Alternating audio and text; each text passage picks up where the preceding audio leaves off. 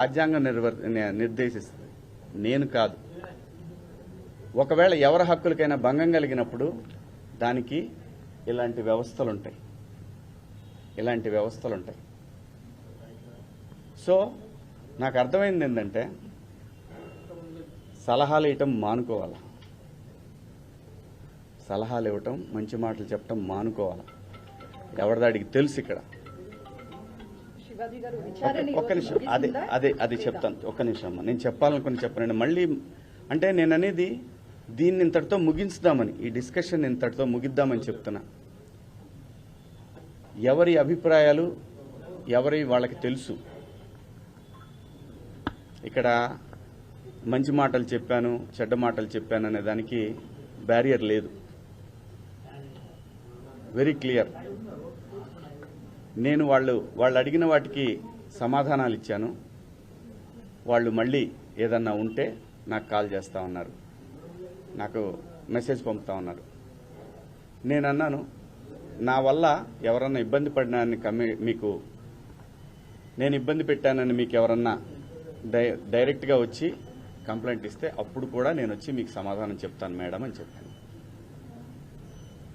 Thank you అండి. కనిపిస్తుందండి. So apology చెప్పారు, కానీ ప్రకాష్ రాజ్ మాత్రము ఇప్పటికీ చెత్తగా మాట్లాడాడు. శివాజీ ఆడవాళ్ల పట్ల గౌరవమే లేదు అని చెప్తున్నాడు. ఏం చెప్తారు మీరు? నేను ఇంకా చూడలేదండి, చూసినాక చెప్తాను. ఆయన సార్ మీరు ఇచ్చిన ఎక్స్ప్లెనేషన్ తోనే ఇప్పుడు ఈ మహిళా కమిషన్ యాక్సెప్ట్ చేశారా సార్? మీ మాటలకి కట్టుబడే ఉన్నారా? కేవలము 2 మాటలే పొరపాటుగా అన్నాను అన్నది మాత్రమే వెనక్కి తీసుకుంటున్నారు. వాళ్ళకి ఏవైతే నచ్చలేదో వాటికి నేను క్షమాపణ చెప్పాను. నేను ఇచ్చిన స్టేట్మెంట్ అలాగే ఉంది కదా, దాన్ని నేను వెనక్కి తీసుకున్నది ఆగుతుందా? కాదు కదా. నేను మంచి చెప్పటం తప్పు అనేది నాకు అర్థమైంది. సోషల్ మీడియాలో విపరీతమైనటువంటి నేను అనేది ఒకటే, ఏమవుతుందంటే ఎవరినో పొగిడిన తర్వాత ఇంకా ఎవరినో విమర్శించినట్టు అవుతుంది. కాబట్టి ఈ విషయాన్ని ఇంతటితో వదిలేద్దాం. దయచేసి అందరూ కూడా ఎవరి అంతరాత్మలకు వాళ్ళకి తెలుసు ఏం జరుగుతుందనేది. అందరి అభిప్రాయాలను గౌరవిద్దాం.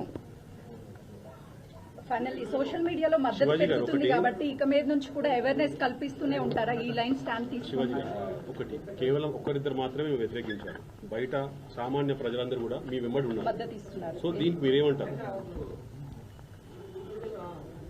నేను అవకాశం ఇచ్చానండి, కొంతమందికి మాట్లాడే అవకాశం ఇచ్చాను. ఇక్కడ నాకు అర్థమైంది ఏంటంటే నువ్వెంత నీ బతుకెంత అంటున్నారు, వాళ్ళని గౌరవిస్తాను. ఇప్పుడు మీరు చెప్పిన దాంట్లో కూడా నా వెనకాలే ఉండి నా మీద కుట్ర చేశారన్నారు.